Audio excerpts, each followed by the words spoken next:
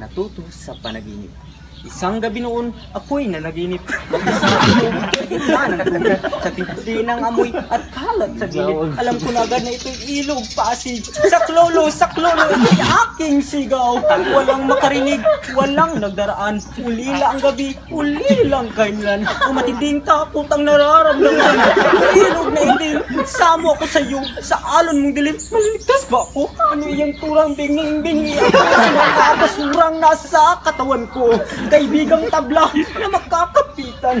Lapit-lapit sana nang maabot naman. Ako'y nalabi sa kagubatan na pinutol, kinalbo at hindi kinaniman. Dati kaming puro malabong mataas. Sa ngalan sa bagyo, sa bahay panlunas. Nang putulin kami kanila rin winasak. Ang sinira nila'y kanila rin bukas.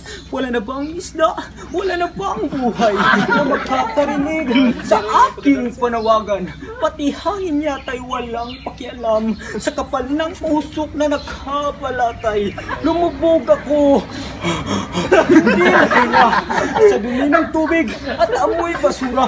Ay, mabuti na lamang. Ay, panaginip lang pala at may hatid na aral sa ating balana.